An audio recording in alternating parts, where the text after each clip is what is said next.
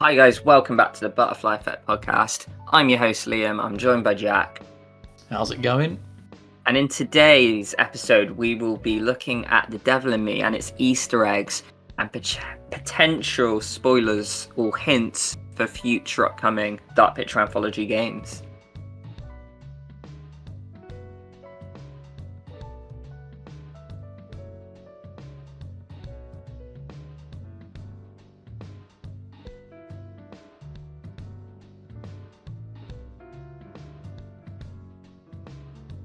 Okay, so number one, we have a quote from Erin when they're in the nerve centre, and she says, "I know he's rich, but you could launch a rocket from in here."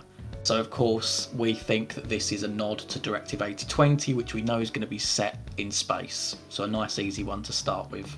The next one we have is the crash plaque. So, if you're Charlie and Mark and you're climbing up the mountains or the rocks at the start of the game to get to the lighthouse, you can see a plaque which transcribes in memory of the victims of the Great Storm of May the 1st, 1907, in which 187 lives were lost. The crew and passengers of the SS Cassiopeia, which crashed into the rocks at the base of these cliffs.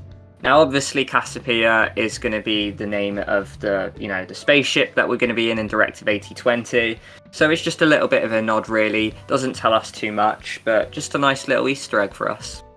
Number three, also in the nerve centre, we can find a magazine titled Future Vision Countdown to Mars.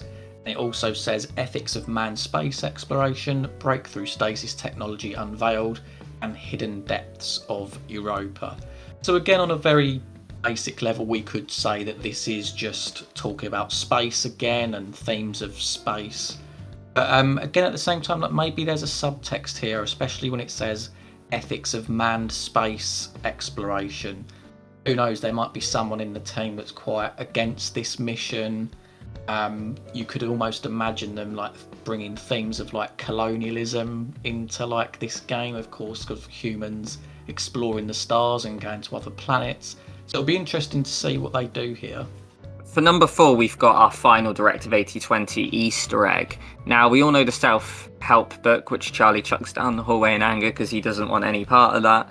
But if you do open the book later on, you can read the techniques on how to relax, and it has some breathing exercises. Now, the very last line says, "Some people find it helpful to picture a relaxing environment whilst they breathe. I like to imagine floating through space, discovering new planets far away from Earth.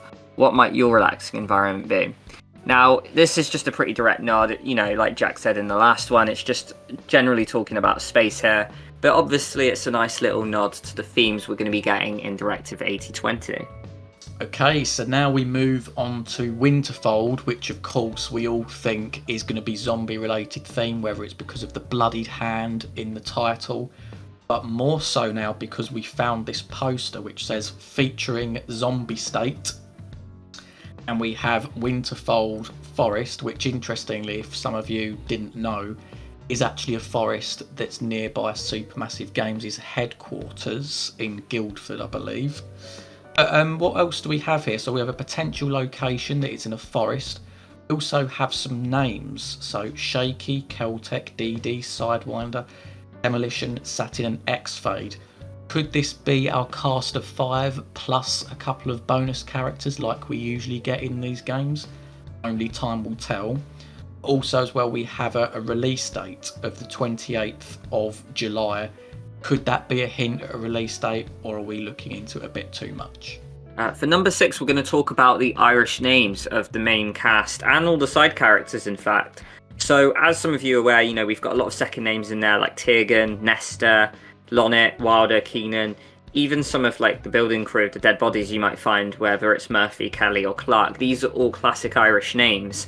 Now, in the start of House of Ashes, Zane on his wall, he's got that figure or the banshee kind of, head that's put on Ireland. Now, a lot of people think it might be Intercession, a lot of people think it might be Craven Man. Whichever one of these two games are, there's strong hints that we're going to be getting a game set in Ireland itself. Now, all the names I just mentioned might be a direct nod. Obviously, I doubt we'll see the same names again as they've already been covered. But we know Supermassive Games likes to throw Easter eggs, whether it's, through names or, in details in the fashion. Now, yeah, we strongly believe that this is just another pointer that we're definitely going to be getting a game in Ireland.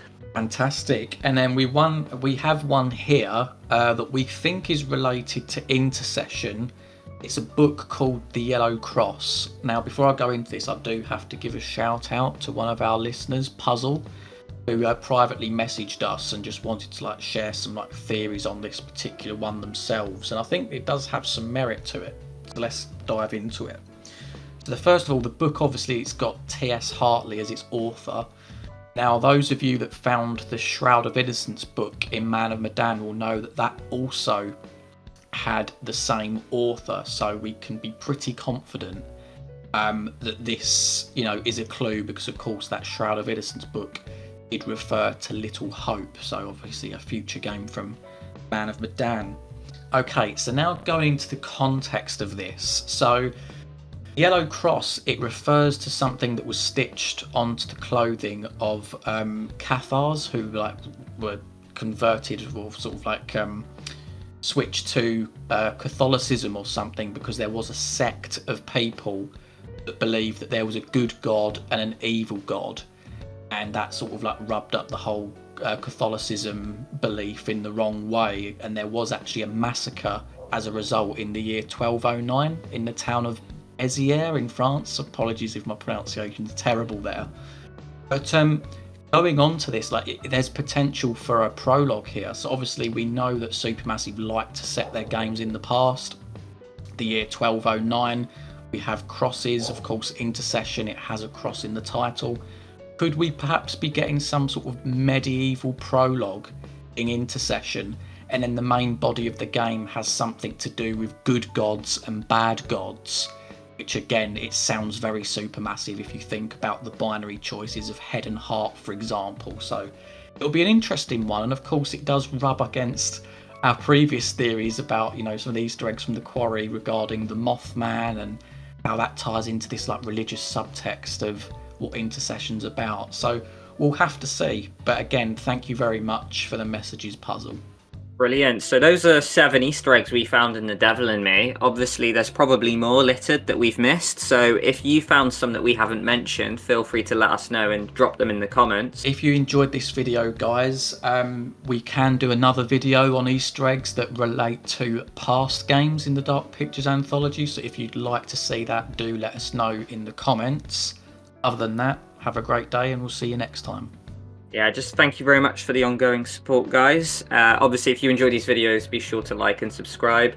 If we hit 2 trillion likes in this video, Jack will take his shirt off for you all. But otherwise, thank you very much, guys, and we'll see you in the next one. Oh, God.